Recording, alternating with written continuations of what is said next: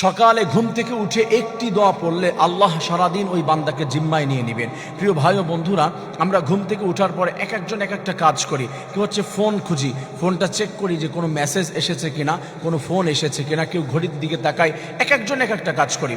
রাসূল করিম সাল্লাল্লাহু আলাইহি ওয়াসাল্লামের প্রত্যেকটি আদর্শ আমাদের জন্য পালনীয় এবং প্রত্যেকটি পর্যায়ে রাসূলের আদর্শ রয়েছে।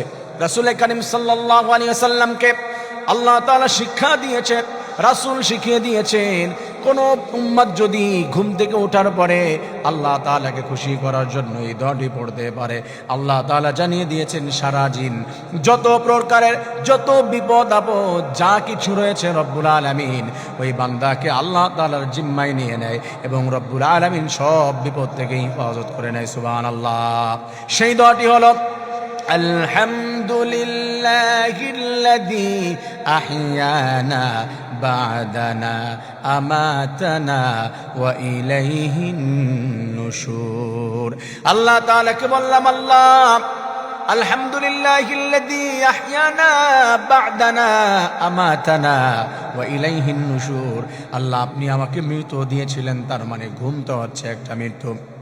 আল্লাহ তাআলা কোরআনের মধ্যেই জানিয়ে দিয়েছেন ঘুম হলো মানুষের মৃত্যু। এই মৃত্যু থেকে অনেকে জাগ্রত হয়, আবার অনেকে জাগ্রত হয় না। আল্লাহ, আপনার নামে আমি দোয়া পড়ে ঘুমিয়েছিলাম, আল্লাহুম্মা বিসমিকা আমুতু আহয়া, আপনার নামে মৃত্যুবরণ করছি, আপনার নামে আবার জীবিত হব। যখন আল্লাহর নামে জীবিত হয়ে গেলাম, তার শুকরিয়া আদায় যখন করলাম যে আল্লাহ আপনার নামে আমি জীবিত হয়েছি, আপনি আমাকে জীবিত করেছেন, আপনি যদি জীবিত না করতেন পৃথিবীর কেউ আমাকে বাঁচাতে পারতো না।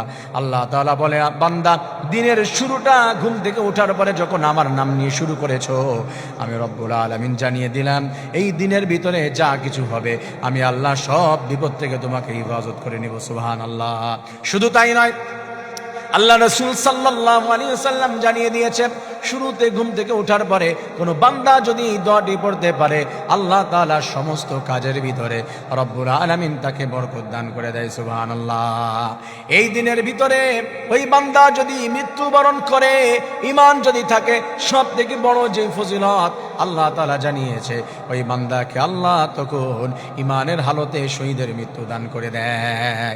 আমার প্রিয় ভাই ও বন্ধুরা, মনে রাখবেন, প্রিয় ভাই ও বোনেরা, আমরা যারা আছি ঘুম থেকে ওঠার পরে এই দোয়াতে আমরা কন্টিনিউয়াসলি এটা আমল করতে কখনো ভুলবো না। প্রতি ঘুম থেকে ওঠার পরে আমরা এই দোয়াটি পড়বো। আল্লাহ তাআলা আমলটা আমাদের কন্টিনিউয়াসলি সবাইকে করার তৌফিক দান করুন। আমিন।